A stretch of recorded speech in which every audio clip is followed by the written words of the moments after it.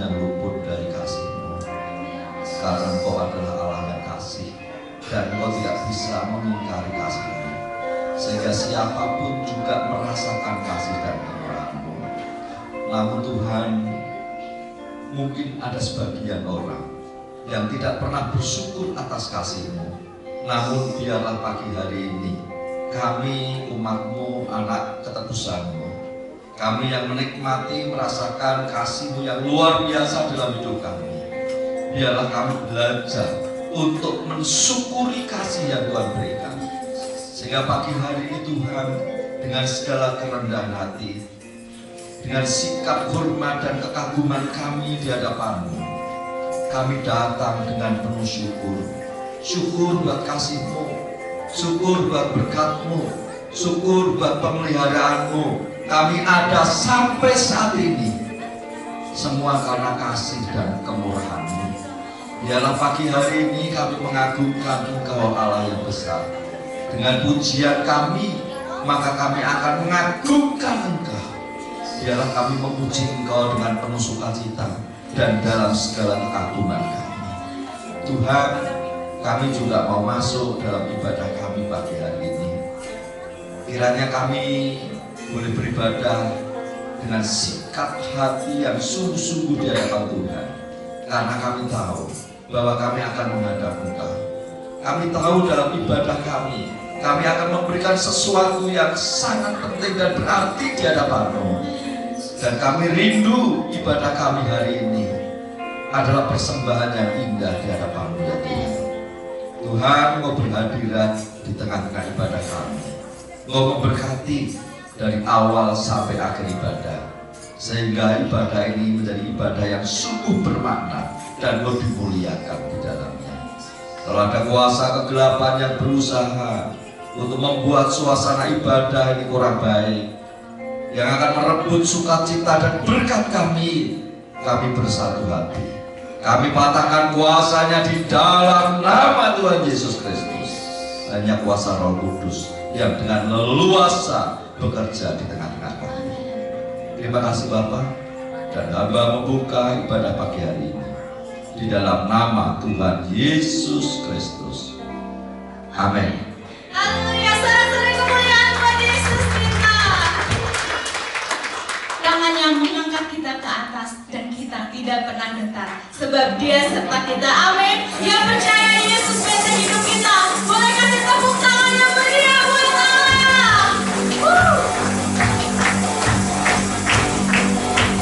Kekuatanku penuhkan hidupku, janji keselamatan, Kau buktikan kasih serta-Mu, benteng hidupku.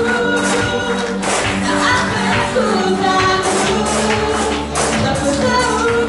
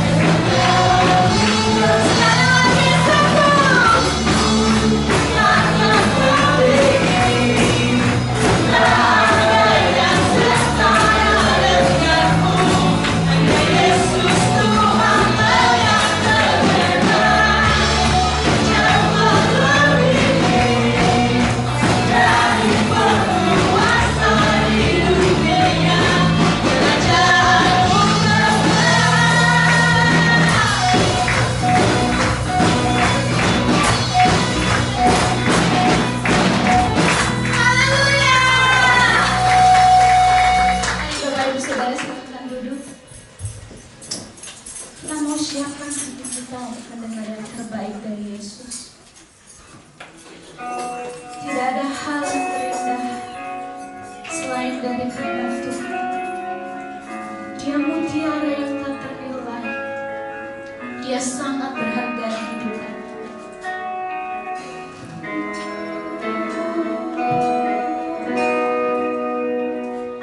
Oh Tuhan Yesus, kerinduan hatiku, mutiara tak ternilai harta milikku.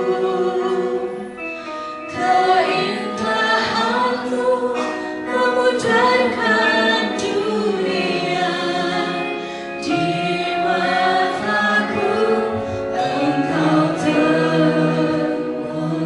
Oh Tuhan Yesus, Tuhan Yesus, kerinduan hatiku, mutiara tak ternilai harta milikku. Keindahanmu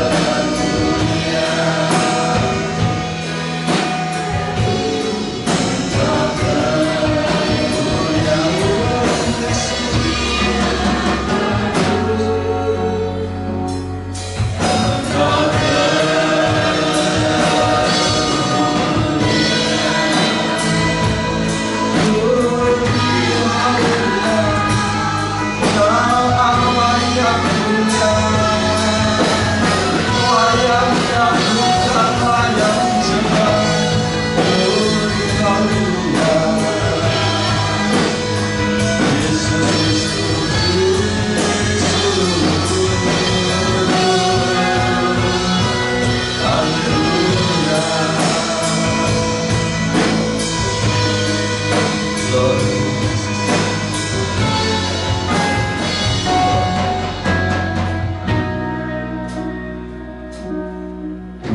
dengan semaraknya tidak seindah Engkau Allah kami yang luar biasa. Kemuliaan-Mu memancar, kemuliaan-Mu membuat layak Engkau mendapatkan pengagungan. Engkau sungguh luar biasa dalam hidup kami. Kiranya pujian pengagungan kami pagi hari ini berkenan di hadapan-Mu. Dan tiba saatnya kami akan merenungkan firman-Mu. Roh Kudus bekerja di tengah-tengah kami, sehingga setiap firman Tuhan yang kami terima pagi hari ini adalah berkat yang luar biasa, yang mengubah hidup kami, membuat rumah tangga kami, keluarga kami, hubungan suami istri semakin baik di hadapan-Mu, dan Engkau dimuliakan di dalam kehidupan rumah tangga kami. Terima kasih Bapa, kami sambut firman-Mu pagi hari ini di dalam nama Tuhan Yesus Kristus. Amin. Silakan duduk. Salam sejahtera dalam kasih dan kemurahan Tuhan Yesus Kristus. Sama untuk musik, tolong matikan lampu yang tengah ini. Yang ini lampu ini. Ya, terima kasih. Baik Bapak Ibu dan saudara-saudari kasih Tuhan, hari ini semua kelihatan cantik. Tentunya pria-pria akan tersinggung.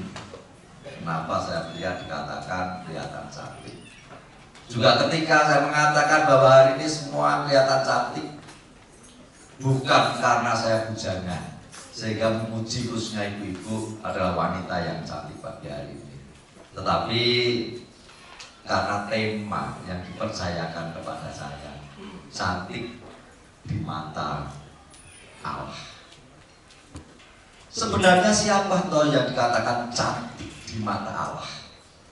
Secara khusus tentunya saya akan berbicara tentang seorang wanita, tentang seorang istri yang memang sangat cantik di mata Allah. Dan kalau seorang wanita, seorang istri cantik di mata Allah, tentunya dia juga akan cantik di mata suaminya dan cantik di mata banyak orang. Artinya bahwa hidupnya adalah berkat bagi banyak orang. Bapak Ibu yang dikasih Tuhan, mari kita buka firman Tuhan. Ada beberapa ayat yang kita akan baca dari Amsal, yang tadinya saya persiapkan khotbah khusus Amsal 31. Dan ternyata di pagi hari ketika saya bangun sekitar jam 4, apa yang saya rencanakan itu berubah, tetapi masih tetap dalam tema yang sama, dan kita tetap mengacu dari Amsal 31. Amsal 31 ayat 10, ayat 30, kemudian Amsal 11 ayat 22. Saya akan bacakan untuk Bapak Ibu secara khusus buat ibu-ibu. Demikian firman Tuhan. Amsal 31 ayat 10. Istri yang cakap, siapakah akan mendapatkannya? Ia lebih berharga daripada permata. Kemudian Amsal 31 ayat 30 dikatakan, kemolekan adalah bohong dan kecantikan adalah sia-sia, tetapi istri yang takut akan Tuhan dipuji-puji. Kemudian dalam Amsal 11 ayat 22, seperti anting-anting emas dicumur babi. Ini terlalu kasar, tetapi ini perkataan Tuhan. Demikianlah perempuan cantik yang tidak susila. Jadi kalau kita perhatikan dari ketiga ayat ini, maka ayat ini berbicara tentang kecantikan seorang perempuan. Apakah cantik itu penting? Sangat penting sekali. Dan bahkan saya menikah itu berawal dari pandangan mata. Ketika saya melihat seorang gadis waktu itu, saya melihat tentunya yang pertama saya perhatikan adalah kecantikannya, dan saya tertarik dengan kecantikan fisiknya. Akhirnya kami mengadakan pendekatan, saya macam mengadakan pendekatan, Dan rupanya yang cantik bukan hanya fisiknya, tetapi juga memiliki batinnya yang cantik. Dan disitulah saya putuskan untuk masuk dalam pernikahan. Sehingga Amsal 31 ayat 10 ini menjadi bagian saya. Tidak tahu apakah itu juga menjadi bagian bapak-bapak. Istri yang cakap siapa akan mendapatkannya, ia lebih berharga daripada permata. Saya sudah mendapatkan itu. Bahkan saya katakan juga kepada anak saya, saya pernah sampaikan bahwa ibu adalah harta termahal yang awak miliki. Dan itu luar biasa. Saya sungguh sangat bersyukur karena Tuhan memberikan yang terbaik. Kemudian kalau kita lihat di Amsal 31 ayat 30, dikatakan di situ kemolekan adalah bohong. Jadi kalau seorang pria tertarik kepada seorang wanita karena kecantikannya, itu sesuatu yang wajar. Karena awalnya pasti tertarik secara fisik. Tetapi dikatakan bahwa kecantikan itu tidak cukup. Bahkan kecantikan itu adalah satu kebohongan. Kalau kecantikan itu hanya sifatnya lahiriah, hanya secara fisik cantik, tetapi hatinya, batinnya tidak cantik. Dan itu dikatakan oleh firman Tuhan sebagai kebohongan. Tetapi istri yang takut akan Tuhan, pasti dia bukan hanya cantik secara lahiriah yang dikagumi oleh pria-pria, tetapi juga memiliki kecantikan secara batinnya. Dan bahkan ada kesia-siaan di dalam kecantikan. Kalau kita perhatikan Amsal 11 ayat 22, seorang perempuan yang cantik tetapi tidak susila, dikatakan bahwa seperti anting-anting emas dijungur babi. Anting-anting emas itu perhiasan yang sangat berharga, tentunya emasnya, bukan anting-antingnya tetapi emasnya, nilai emasnya. Dan banyak orang menginginkan supaya mereka memiliki perhiasan dari emas. Tetapi emas itu menjadi tidak berharga ketika dipasangkan di cungur babi. Karena cungur babi itu dianggap sebagai binatang yang menajiskan. Dan rupanya kecantikan seorang perempuan yang tidak disertai dengan kecantikan batinnya, kecantikan yang ada di dalam, apalagi perempuan yang cantik tetapi dia tidak punya susila, rupanya kecantikan itu tidak berharga. Karena apa? Karena tidak disertai dengan susila yang baik. Arti cantik sebenarnya apa? Atau kalau dalam kamus bahasa Indonesia itu ada artinya itu molek. Ini menunjuk kepada rupa seorang perempuan tentunya. Memiliki wajah, memiliki rupa yang sangat baik, yang serasi, yang menarik dan sebagainya. Kalau kita berbicara kecantikan secara fisik, sering orang berpandangan bahwa cantik itu relatif. Artinya cantik menurut saya berbeda dengan cantik menurut Ko Dede, berbeda dengan cantik menurut Ko Wanju. Sehingga kecantikan itu relatif.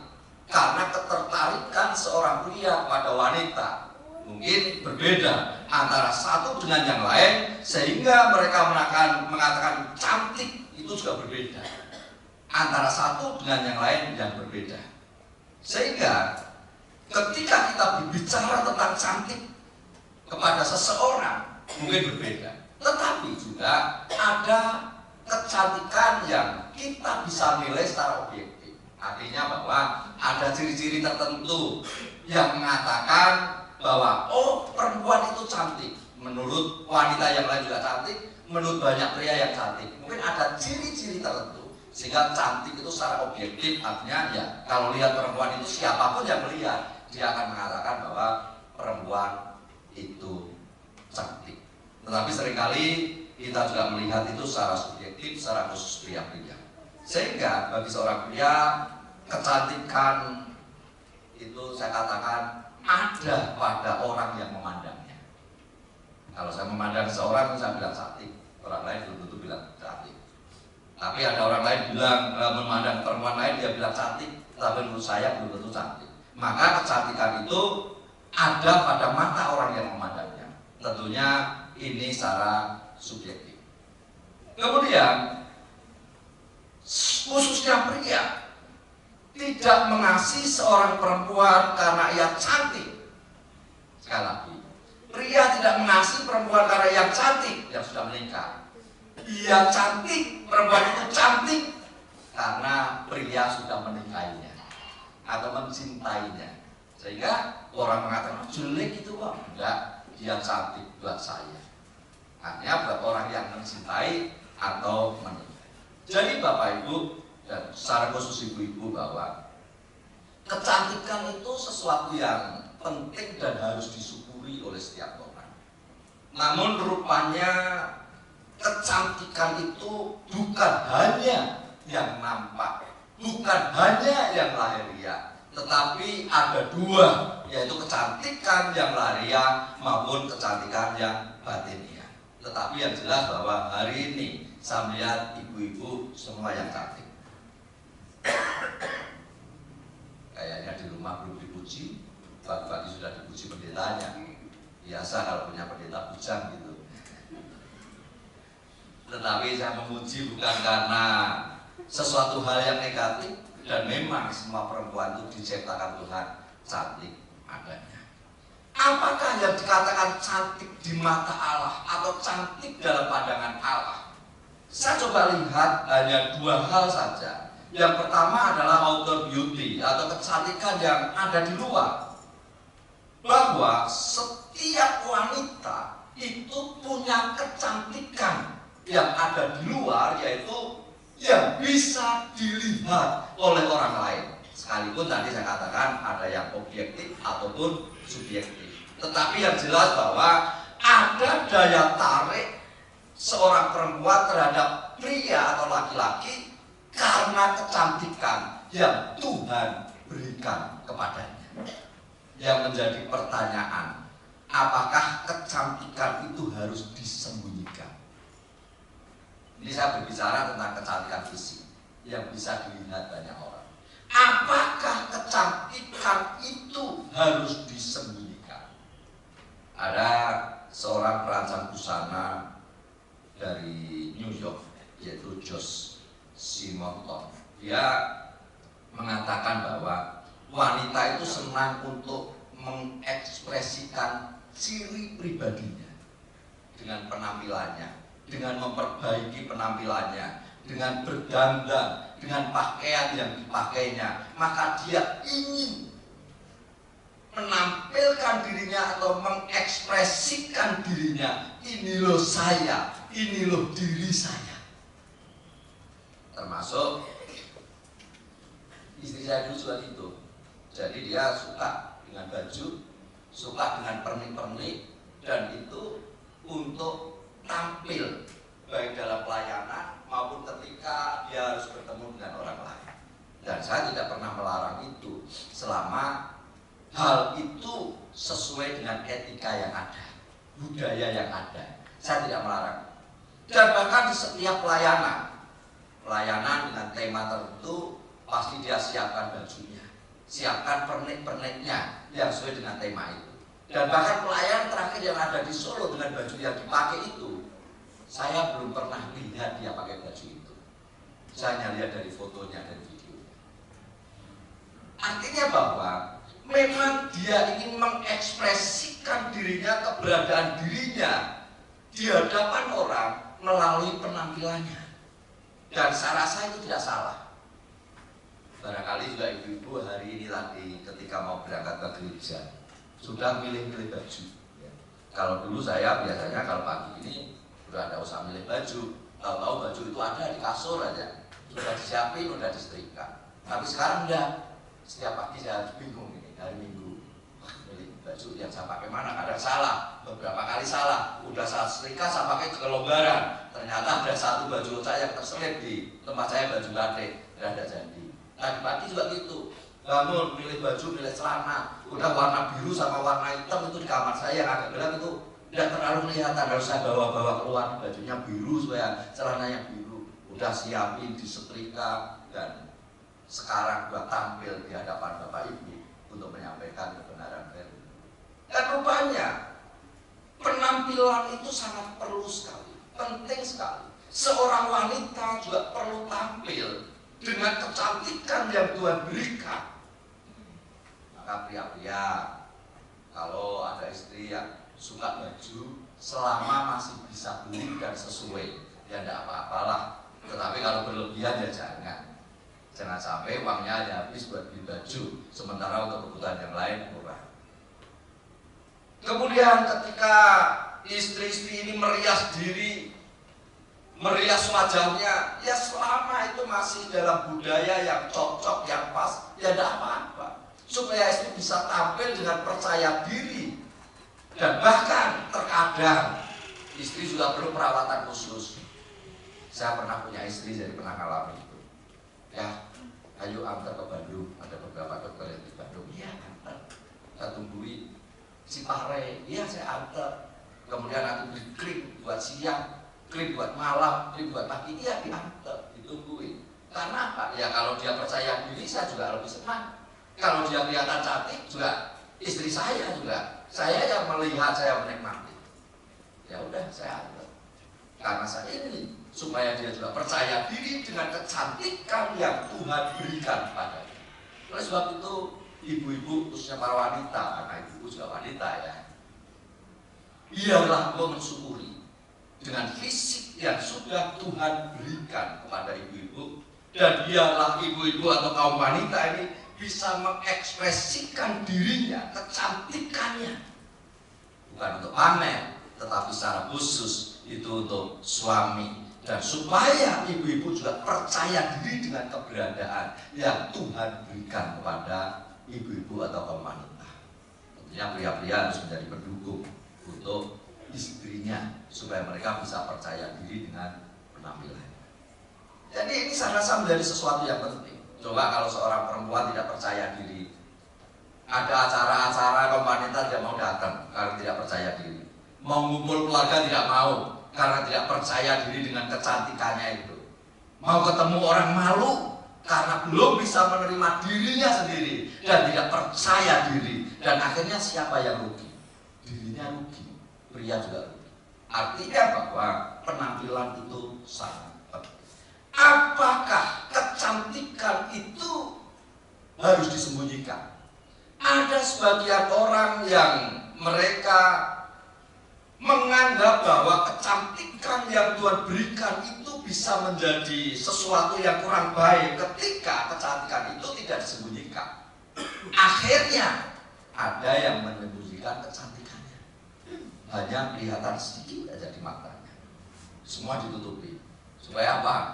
Tidak menggoda yang lain, supaya kecantikan itu tidak dinikmati yang lain. Bahkan ada seorang penulis Kristen, Tertullian, di abad yang ketiga, dia juga mengatakan bahwa kosmetik atau baju yang terlalu mewah itu tidak boleh, wanita tidak boleh mengoles wajahnya dengan krim dan sebagainya, dan akhirnya kecantikan itu sepertinya harus disembunyikan.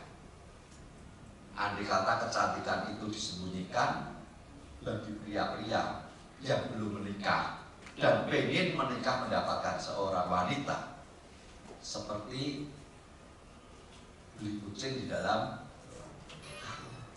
tidak tahu. Wah, dikagumi jalannya luar biasa, cara bicaranya luar biasa. Begitu tahu aslinya, kecewa, tidak sesuai dengan harapan. Tapi ingatlah bahwa setiap orang menilai kecantikan itu berbeda, dan pasti akan ada yang tertarik. Dan biarlah kita percaya diri dengan apa yang sudah Tuhan berikan, terutama ibu-ibu percaya diri dengan apa yang Tuhan berikan, sehingga kecantikan itu bukan sesuatu untuk disembunyikan.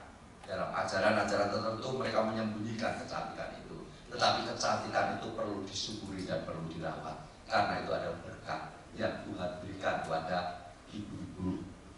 Dan sekali lagi harus percaya diri, harus menerima diri apa adanya, dan bahkan tubuh yang Tuhan berikan ini harus dirawat. Maka kalau istri saya dulu suruh nganter ke dokter kecantikan, ya anter. Obat buat pelangsing tubuh kalau memang itu tidak mengganggu kesehatannya, ya udah, ayo. Harus pakai krim ini itu, kalau ada duitnya ya silahkan. Yang penting dia bisa tampil percaya diri, dan tentunya segala sesuatu yang dilakukan itu adalah untuk kemuliaan Tuhan. Jadi penampilan itu penting. Jangan sampai istri di rumah juga tidak tampil dengan baik.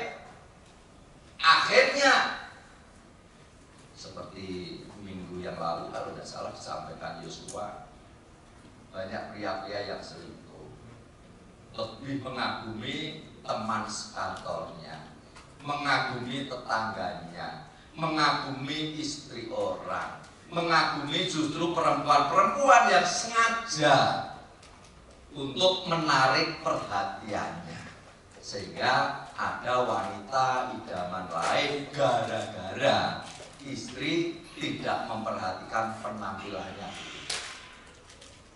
Kalau mau pergi dandan luar biasa, pakai make up dan sebagainya, minyaknya wangi.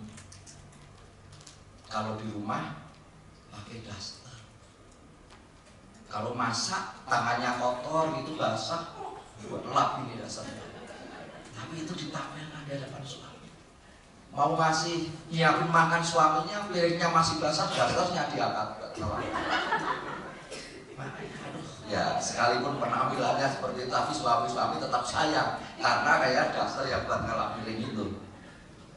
Tapi itu menjadi satu kenyataan. Terkadang ibu-ibu tidak memperhatikan penampilannya di rumah, padahal ketika di rumah itu tampil untuk suami. Istri saya, ya layaklah saya puji-puji. Pagi bangun, doa. Setelah itu mandi, itu pasti pagi-pagi mandi. Bersih-bersih ruang tamu, masak, nyiapin makan buat suaminya. Sekalipun suaminya tidak suka sarapan, karena suaminya tidak suka sarapan, dia selalu rebusin jagung, rebusin singkong, ubi atau kacang direbus, kok taruh di meja ya, supaya suaminya makan. Ya, ini suami yang benar-benar cantik. Secara fisik dia mau tampil untuk suaminya, dan bukan hanya itu, tetapi dia mau melayani suaminya dan mengasihi suaminya. Jadi sekali lagi, ibu-ibu, penampilan itu penting di hadapan suami. Jadi biarlah kecantikan itu akhirnya membuat suami juga mensyukuri kecantikan yang Tuhan berikan kepada istri yang menjadi pilihannya, sehingga matanya tidak gampang beralih kepada perempuan yang lain. Saya dari sebelum nikah saya coba jaga sampai pada masuk pernikahan. Saya jaga mata saya ini, supaya hati saya juga terjaga, supaya saya tidak gampang jatuh cinta dan jatuh karena jatuh cinta. Yang mencintai perempuan bukan istrinya, atau mencintai istri orang lain. Jadi harus jaga. Maka ibu-ibu juga harus menjaga dirinya dengan baik supaya bisa tampil di hadapan suami, dan kecantikan yang Tuhan berikan itu bukan sesuatu untuk disembunyikan, tetapi biarlah kecantikan itu disyukuri dan kita percaya diri atas kecantikan yang Tuhan berikan. Kemudian masih bagian ini, wanita Kristen berdandan. Bagaimana wanita Kristen ini harus berdandan?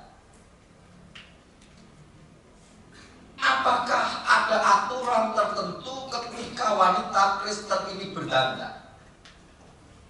Dan ada beberapa ayat Alkitab yang secara langsung membahas tentang hal itu. Rasul Paulus menuliskan begini: aku ingin agar wanita-wanita berdandan dengan pakaian yang ditata dengan baik. Jika wanita berdandan dengan kesengajaan dan pikiran yang sehat, hal itu bisa menunjukkan bahwa wanita itu merespek Allah. Dalam 2 Timotius 2 ayat 9 dan 10. Artinya bahwa ya wanita itu harus berdandan, tetapi bersahaja. Artinya ya dandannya ya wajar, tidak usah terlalu minor, perhiasan ya tidak usah dari sini sampai sini, kan? Kalungnya ya nggak usah, ini ada kalung kecil, kalung besar, sampai kalung yang sampai bawah ini terus sudah ada. Nah itu buat apa? Mungkin hanya ingin memamerkan, loh saya punya emas banyak. Paulus mengingatkan dandanan itu perlu, harus bersahaja, dan bahkan hal itu akan menunjukkan respeknya kepada Allah yang sudah memberkati kecantikan wanita itu. Maka harus tetap berdandan, merawat diri dengan baik. Ini kayaknya pria-pria ini tidak terlalu penting buat saya. Tapi kan pria-pria punya istri ya.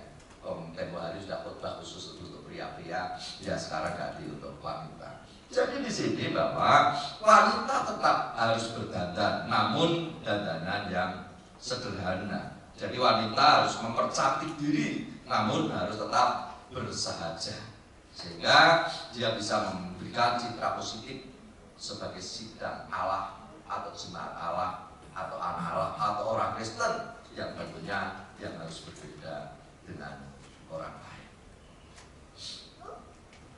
Ada juga yang membantah tentang ayat-ayat yang mengatakan, mungkin dia katakan bahwa tidak boleh berdandan, tidak boleh bergaya, tidak boleh berkepang-kepang, tidak boleh memakai emas. Tetapi Paulus sepanjang itu masih bersahaja, boleh. Dan bahkan harus perempuan merawat dirinya, merias dirinya, dan memiliki penampilan yang baik, penampilan yang rapi. Kemudian apakah motivasi ketika seorang perempuan ini berdandan? Apa motivasi atau tujuannya itu apa ketika perempuan ini berdandan? Tentunya ini adalah perempuan Kristen. Karena seorang perempuan yang berdandan, mereka memiliki motivasi yang berbeda. Maksudnya perempuan secara umum, baik yang Kristen maupun yang non-Kristen. Mereka memiliki tujuan dari dandannya itu. Hanya berdandan karena merawat diri, merias diri, supaya tampil dengan percaya diri. Ada yang berdandan untuk menarik, lawan jenis. Ada yang berdandan untuk menarik pria lain, karena ya sudah pekerjaannya dapat duit dari pria lain. Tahu maksud saya tentunya. Sesuai Amsal 11 tadi ya. Kecantikannya itu akhirnya tidak berguna karena tidak punya susila. Jadi rupanya dandanan atau ketika wanita itu berdandan, maka dandanannya itu ada maksud, ada tujuan. Tetapi yang Allah inginkan dengan dandanan yang bersahaja adalah dengan merawat diri, tampil sederhana, dan mensyukuri kecantikan yang Tuhan berikan.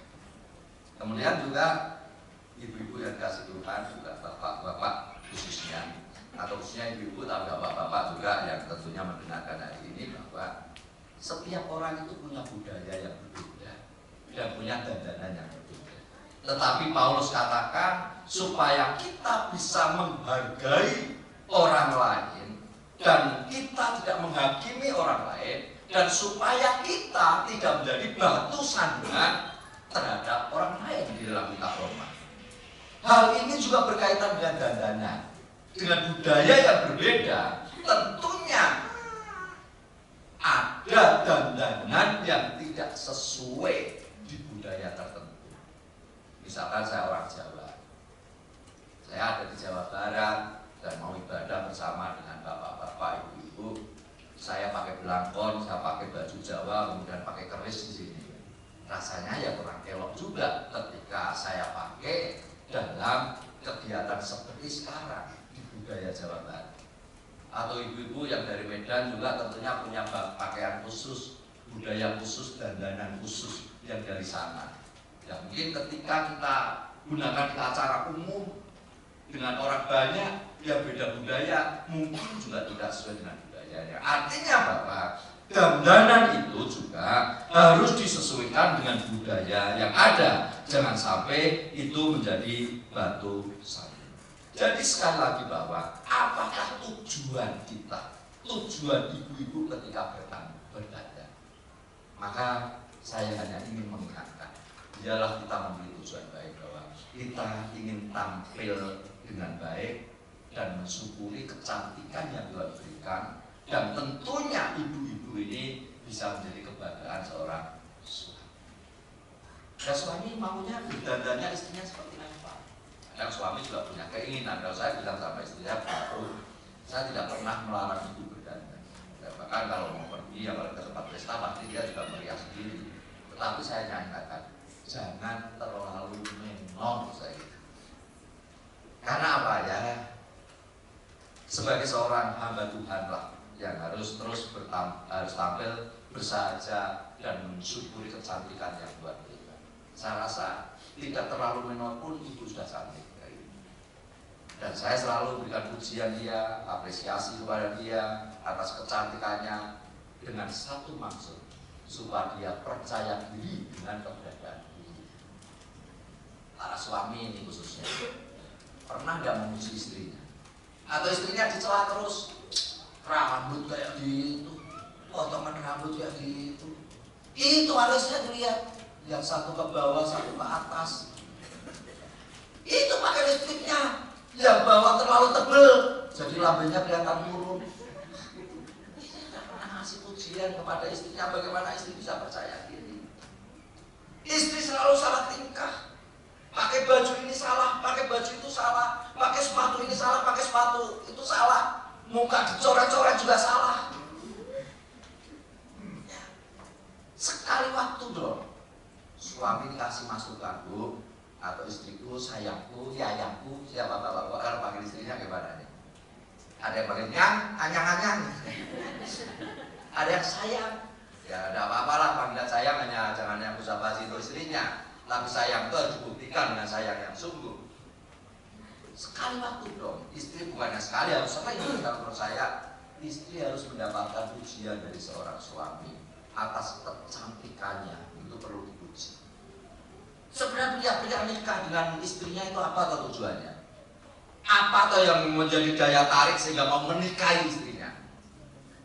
Nah, harusnya salah satu adalah kecantikan yang dimiliki seorang istri. Dan saya selalu puji istri saya. Sekarang sudah ada yang memuji, masih bisa memuji, tapi dia sudah tidak mendengarkan. Terus sudah di surga. Tapi kekaguman saya terhadap dia tidak pernah bisa hilang. Saya puji, saya semangat supaya dia percaya diri, dan dia selalu pandai percaya diri. Bahkan dalam pelayanan besar pun dia bisa percaya diri. Saya percaya itu adalah andil seorang pria yang mau support istrinya dan memuji istrinya, membuat istrinya bisa percaya diri. Demikian juga dia juga banyak memberkati suaminya yang membuat saya bisa percaya diri dan bisa melayani sampai saat ini juga karena seorang istri. Ada yang balik, tetapi khususnya pria-pria yang seringkali mencela istrinya, yang tidak pernah menghargai istrinya, yang selalu menyalahkan istrinya. Mari belajarlah untuk mengagumi dan memberikan pujian terhadap istri. Kata-kata cela dikurangi, kritik yang tidak membangun istrinya dikurangi, kalimat-kalimat yang membuat istrinya tidak percaya diri mulai di stop. Beri pujian terhadap istri supaya dia percaya diri, dan istri-istri selalu percaya diri dengan kecantikan yang Tuhan berikan. Amin. Amin. Kayak tidak ada yang percaya diri. Nah, saya kecantikan secara fisik ya. Jadi kecantikan fisik itu adalah berkat yang Tuhan berikan, yang harusnya membuat kita bersyukur dan kita percaya diri dengan apa yang Tuhan berikan. Karena ibu-ibu cantik di pandangan Allah, sebab Allah menciptakan ibu-ibu memang cantik ya. Karena penciptanya juga adalah pencipta yang luar biasa yang sudah menciptakan ibu-ibu. Kemudian hal yang kedua, kecantikan yang kedua adalah bukan hanya secara fisik. Karena jelas tadi dari ayat-ayat yang kita baca dari Amsal bahwa kecantikan fisik itu tidak terlalu berguna kalau tidak disertai dengan kecantikan batin atau kecantikan yang ada di dalam atau inner beauty. Kalau itu tidak dimiliki oleh seorang wanita, maka sebenarnya kecantikan itu tidak berguna. Saya katakan bahwa semua wanita cantik. Kenapa? Sebab diciptakan oleh Allah yang luar biasa. Dan ketika Allah menciptakan segala sesuatu, termasuk wanita yang ada di dalam diri pria, Tuhan katakan semua baik. Tuhan menciptakan baik, indah. Dan tentunya pria adalah baik, wanita adalah baik, dan Tuhan memberikan kemuliaan kepada seorang wanita melalui kecantikannya itu. Sehingga semua wanita itu cantik. Tapi dosalah yang membuat kecantikan itu menjadi berkurang, dan bahkan seharusnya bukan hanya cantik secara jasmani, tapi juga memiliki kecantikan di dalam batiniahnya.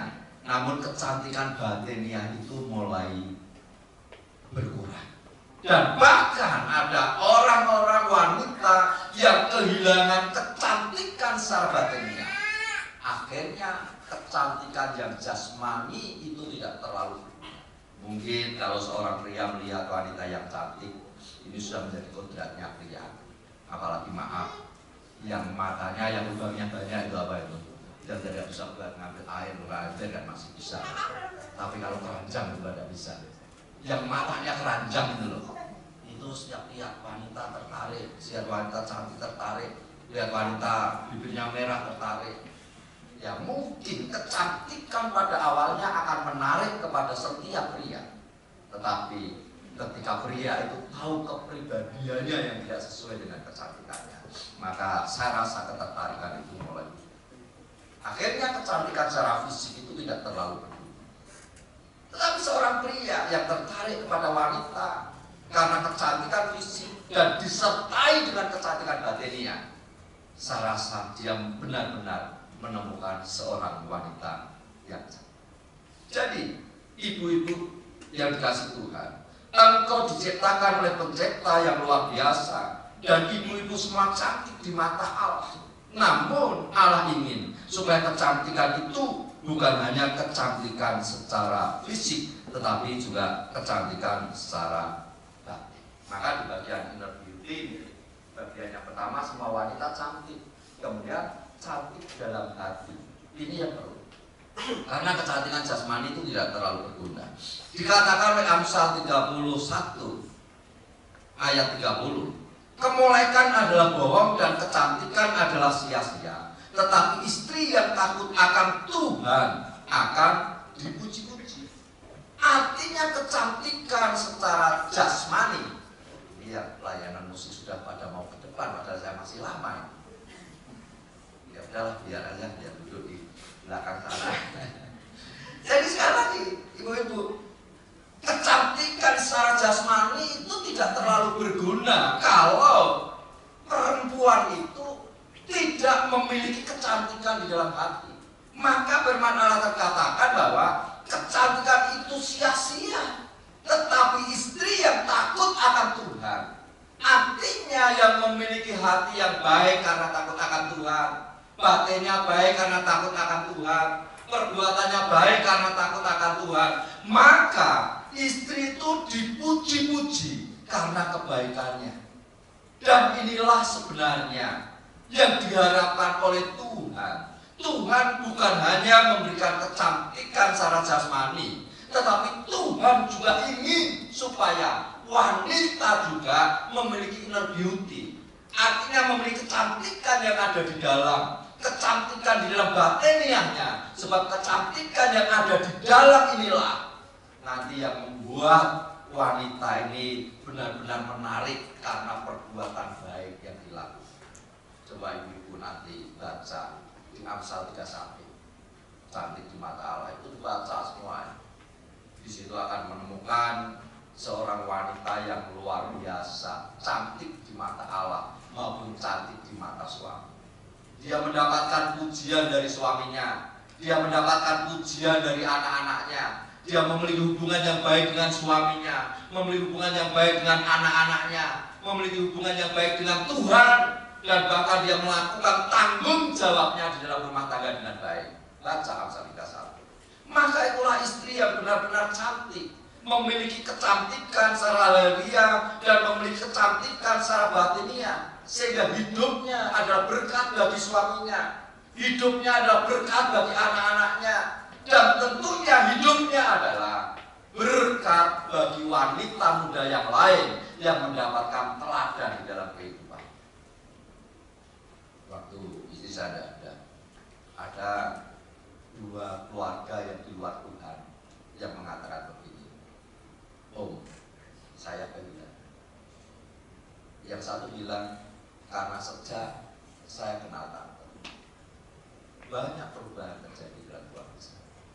karena sering main ke sini, sering ngobrol dengan orang Kristen, sering ngobrol cerita tentang keluarga, dan banyak keluarganya dirubah sampai sekarang hubungannya masih dekat sama.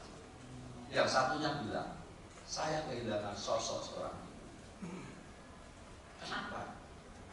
Karena dia bisa membimbing, dia bisa mengarahkan, dan dia bisa memberikan teladan di dalam kehidupan berumah tangga. Menjadi seorang ibu yang baik, seorang istri yang baik, melakukan tanggung jawabnya dengan baik. Dia adalah berkat buat saya, berkat buat anak-anak saya, dan mungkin juga berkat buat ibu-ibu yang lain yang ada di sini, karena keteladanan hidupnya di dalam rumah tangga. Dan apa yang dituliskan di dalam Mazmur 31 itu ada di dalam diri. Ini yang membuat saya tidak bisa memuji dia, mengagumi dia sama-sama. Jadi ibu-ibu, biarlah kecantikan itu bukan hanya kecantikan secara lahiriah, tetapi milikilah kecantikan cantik dalam hati, sehingga apa yang nampak, apa yang ibu-ibu lakukan di tengah-tengah keluarga adalah benar-benar sesuatu yang menjadi berkat di dalam keluarga itu. Saya percaya bahwa seorang perempuan yang sangat baik di dalam keluarga itu akan sangat memberkati dan memberikan semangat yang baik di dalam keluarga. Karena bagi saya sendiri, seorang istri adalah seorang yang memotivasi saya. Bagi anak-anak, ibunya adalah orang yang bawel, yang selalu memberikan nasihat kepada mereka dan mendorong mereka untuk maju.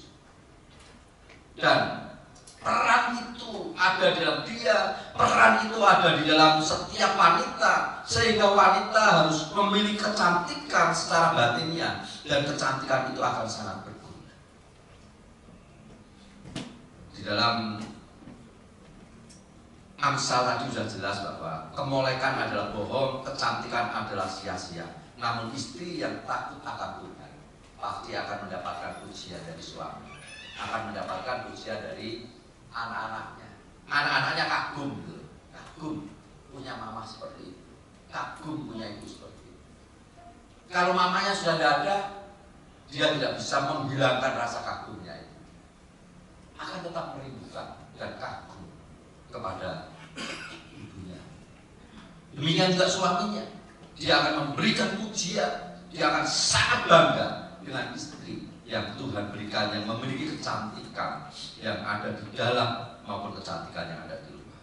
Dan bahkan di dalam 2 Timotius 2 ayat 9 dan 10 katakan, wanita hendaknya berdandan dengan pantas, dengan sopan dan sederhana. Rambutnya jangan kepang-kepang, jangan memakai emas atau mutiara ataupun pakaian yang mahal-mahal, tetapi hendaknya ia berdandan dengan perbuatan baik, seperti yang layak bagi perempuan yang beribadah. Bukan berarti perempuan tidak boleh pakai emas atau perhiasan, bukan berarti perempuan itu tidak boleh mengepang rambutnya, tetapi di sini hanya mengingatkan, Paulus mengingatkan kepada perempuan-perempuan bahwa yang batiniah itu lebih penting daripada yang lahiriah. Kalau yang batiniah itu dirawat dengan, yang lahiriah itu dirawat dengan baik, maka yang batiniah itu juga harus dirawat dengan baik. Coba kalau ibu-ibu yang mau beli baju, berapa harganya? Mau ke dokter kecantikan, berapa nilainya? Itu untuk yang jasmani. Apakah yang rohani juga diupayakan seperti itu? Harus ada harga yang harus dibayar. Kadang hanya mau beribadah aja, cuma naik becak, mungkin naik angkot atau di atas suami juga malas untuk beribadah. Tapi kalau beli baju atau ke salon kecantikan, di Bandung pun hujan pun hayo. Karena apa? Lebih utama yang lahiriah. Tetapi Paulus hanya ingin mengingatkan bahwa yang batiniah itu penting. Jadi jangan hanya yang lahiriah. Jadi lahiriah penting, namun batiniah itu lebih penting. Sebab yang lahiriah tanpa yang batiniah, yang lahiriah baik, batiniah tidak baik, tidak terlalu berguna. Kemudian juga Rasul Petrus katakan, perhiasanmu janganlah secara lahiriah, yaitu dengan mengepang-epang rambut, memakai perhiasan emas atau mengenakan perhiasan yang indah-indah, tetapi perhiasanmu ialah manusia batinia yang tersembunyi dengan perhiasan yang tidak binasa, yang berasal dari roh, yang lemah lembut dan tentram, yang sangat berharga di mata Allah. Dalam 1 Petrus 3 ayat 3-4. Kembali di situ mengingatkan bahwa perhiasan yang batinia itu sangat penting dan harus dimiliki oleh seorang ibu, seorang istri, seorang wanita. Harapan saya sih pulang dari gereja, wanita-wanita tidak bilang, enak aja pendeta Markus ini ngomong, begitu sih. Tetapi ada sesuatu yang ditangkap sehingga mengubah hidupnya, dan hidupnya menjadi berkat di tengah-tengah keluarga. Lalu apa toh kiatnya, supaya resepnya, supaya bisa cantik di dalam? Perhatikan kesehatan rohani. Yang pertama itu perhatikan kesehatan rohani. Kalau di sini kiat untuk menjadi cantik dari dalam hati, kesehatan rohani itu harus diperhatikan. Harus belajar untuk bersyukur di hadapan Tuhan, belajar untuk mengasihi, dan bahkan harus belajar bersuka cita atas setiap pemberian Tuhan. Jadi dengan penuh percaya diri dan syukur harus menerima pemberian Tuhan pada dirinya sebagai seorang wanita, dan terus jaga supaya memberi kesehatan yang baik dalam hal rohani. Syukuri apa yang Tuhan berikan. Hiduplah di dalam kasih. Belajarlah untuk tetap bersuka cita dalam segala keadaan, dan biarlah hatimu tetap damai, sehingga yang terpancar dari seorang perempuan adalah sesuatu yang baik. Kalau rohaninya sehat, saya percaya bahwa apa yang dilakukan itu juga sehat. Rohaninya tidak sehat, ya maaf, perbuatannya juga tidak sehat. Kemudian harus percaya kepada Tuhan dan menjadikan Tuhan itu indah, menjadikan Tuhan segala sesuatu itu menjadi indah. Atau begini, percaya kepada Tuhan dan menjadikan segala sesuatu itu indah pada waktunya.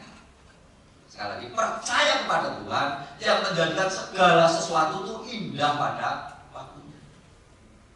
Sehingga seorang perempuan yang bergumul, yang berdoa, baik berdoa untuk suami, berdoa untuk kebutuhan keluarga, berdoa untuk anak-anak, karena biasanya istri ini lebih banyak berdoa. Saya bersemen kepada diri saya sendiri, istri saya lebih banyak berdoa. Dia berdoa buat suami, anak-anak, berdoa buat jemaat, bahkan kalau berdoa buat jemaat itu bisa menyebut nama orang satu-satu. Luar biasa. Dan percayalah bahwa Tuhan itu menjadikan segala sesuatu indah pada waktunya, sehingga pada saat berdoa dan belum mendapatkan jawaban dari Tuhan, maka seorang perempuan tetap menempatkan Tuhan sebagai pengharapannya. Saya percaya bahwa kalau perempuan menempatkan Tuhan sebagai harapannya, mungkin dia pernah kecewa terhadap suami, barangkali pernah kecewa terhadap anak, namun dia akan tetap menjadi perempuan yang baik, sebab hidupnya berserah penuh pada kehendak Allah, dan selalu menanti, selalu menunggu keputusan yang terbaik yang Allah akan berikan kepadanya, dan dia tidak akan pernah tidak melakukan tanggung jawab. Artinya dia akan tetap melakukan tanggung jawabnya dengan baik. Maka tadi kesehatan rohani dijaga. Kemudian yang kedua tadi harus berserah penuh pada Allah, karena dia akan melakukan segala sesuatu tepat pada waktunya. Kemudian belajarlah untuk hidup di dalam kasih, tetap mengasihi. Menjadi seorang istri itu ternyata bukan gampang. Kalau saya tahu tanggung jawab istri saya sendiri, sulit jadi seorang perempuan. Namun kenyataannya, seorang perempuan itu sering disalah-salahkan, serba salah. Apalagi kalau punya suami yang tidak bijak, selalu menjadi sasaran kesalahan, pelampiasan kesalahan, pelampiasan kemarahan. Kasihan. Tetapi tetap belajarlah menjadi seorang istri, seorang wanita, seorang perempuan yang selalu hidup di dalam kasih. Ya, tidak gampang sakit hati terhadap suami, sekalipun sebenarnya sakit. tidak gampang sakit hati terhadap anak, sudah memberikan nasihat, kadang anak tidak nurut, tetap masih bisa mengasihi anak, bisa mengasihi suami. Dan saya percaya bahwa istri yang demikian adalah berkat yang luar biasa bagi suami maupun anak. Jadi tetap hiduplah dalam kasih. Supaya apa? Supaya engkau tetap memiliki kecantikan yang ada di batin. Dan ketika itu dipraktekkan, maka Amsal 31 ayat 10 ini akan menjadi satu kenyataan. Istri yang cakap, siapakah akan mendapatkan? Ia lebih berharga dari istri itu akan bernilai sangat berharga di hadapan suami. Istri saya juga sangat berharga di hadapan saya. Sampai terakhir, karena saya sudah tidak bisa melakukan segala sesuatu, saya hanya bisa membangun kuburannya. Saya bilang sama Mang Ep yang ada di kuburan, Mang Ep, bikin yang bagus. Ini saya punya gambarnya seperti ini. Bikin yang bagus, saya tungguin sehingga saya bawel terus karena saya ingin memberi yang terbaik.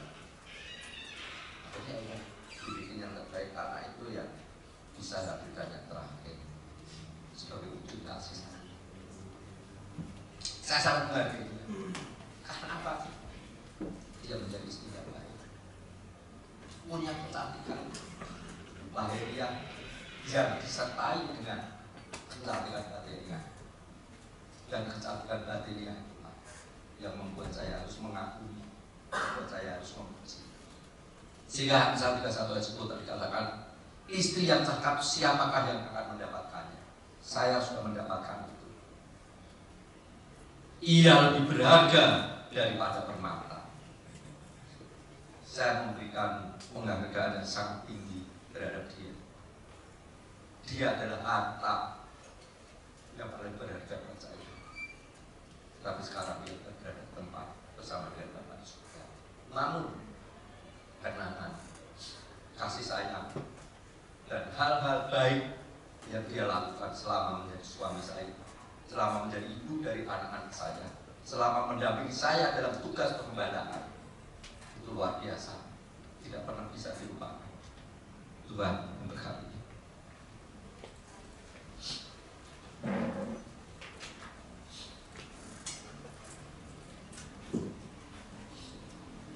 Dan mendapatkan diri kita di hadapan Tuhan, secara khusus ibu-ibu, kaum wanita. Engkau adalah orang-orang yang cantik di hadapan Allah. Tuhan memberikan kecantikan secara fisik yang perlu kau syukuri, perlu kau rawat. Tetapi Tuhan juga menginginkan supaya kau memiliki kecantikan batiniah, sehingga hidupmu lebih bermanfaat bagi banyak orang, bagi suami, bagi anak-anak, bagi pasangan muda yang lain. Engkau menjadi teladan buat mereka. Glory.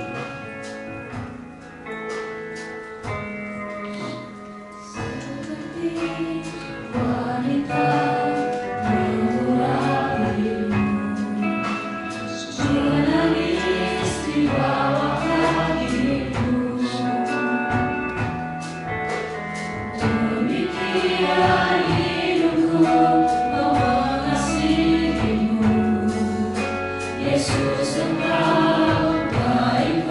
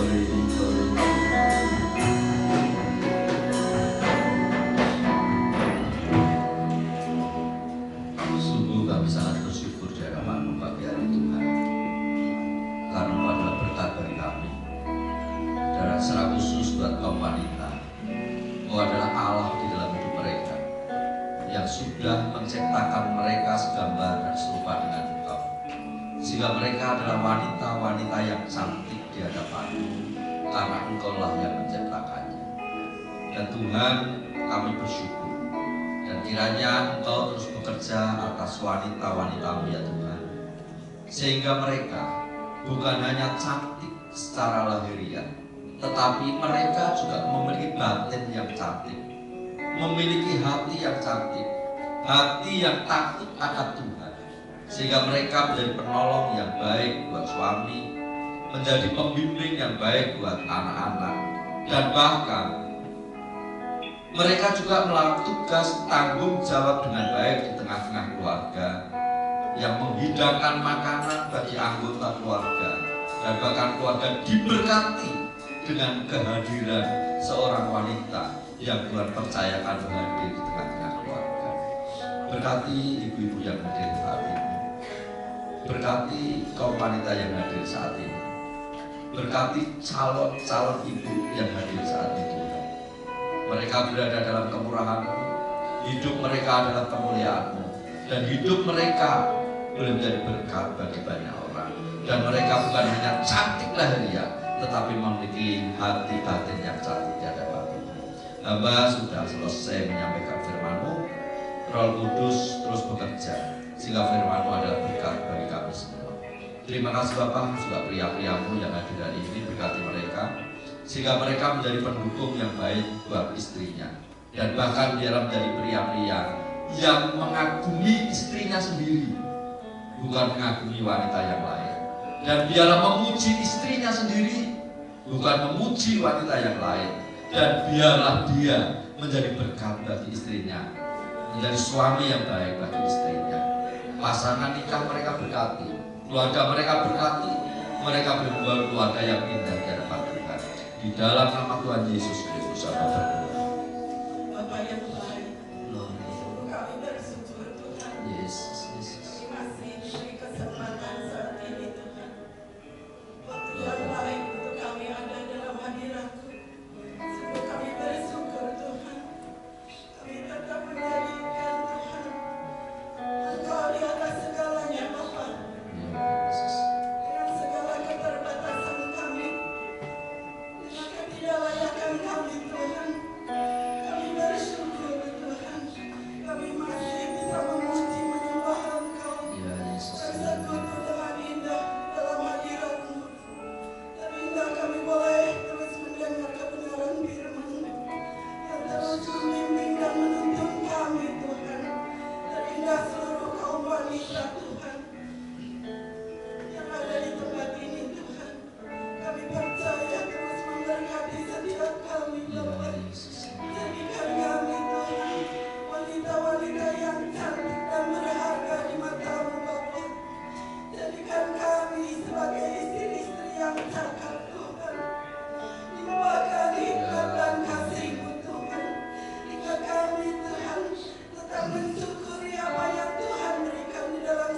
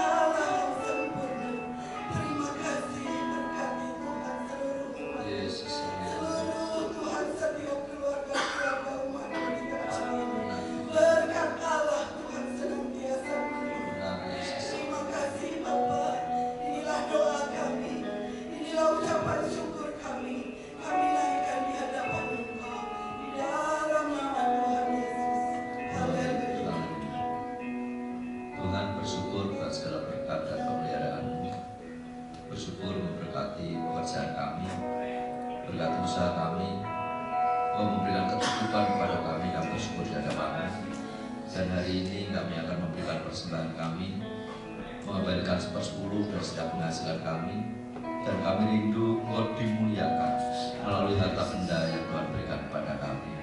Dan kami percaya Engkau tidak pernah berhenti memelihara kami. Tuhan, kami juga bersyukur atas ibadah hari ini. Engkau sudah memimpin berkati. Bila sebentar kami akan pulang, Tuhan sertai kami, sehingga kami pulang dengan keselamatan dari Tuhan dan boleh kembali bersama dengan istri, suami, anak-anak, dan kami boleh membangun rumah tangga bahagia di dalam Engkau. Terima kasih Bapa. Dan akhirnya sidang yang kasih Tuhan, di akhir ibadah angkatlah tanganmu untuk menerima berkat Tuhan. Tuhan memberkati Engkau dan melindungi Engkau. Tuhan menyinari Engkau dengan wajahnya dan memberi Engkau kasih karunia. Tuhan menghadapkan wajahnya kepadamu dan memberi Engkau damai sejahtera. Diberkatilah hidup kamu, diberkatilah rumah tanggamu, diberkatilah keturunanmu, diberkatilah pekerjaan dan usahamu, diberkatilah seluruhmu. Tuhan yang mengasihi, membuatmu berhasil. Hidupmu ada kemuliaan bagi Tuhan dan berkat bagi banyak orang. Terimalah berkat ini. Hamba memberkati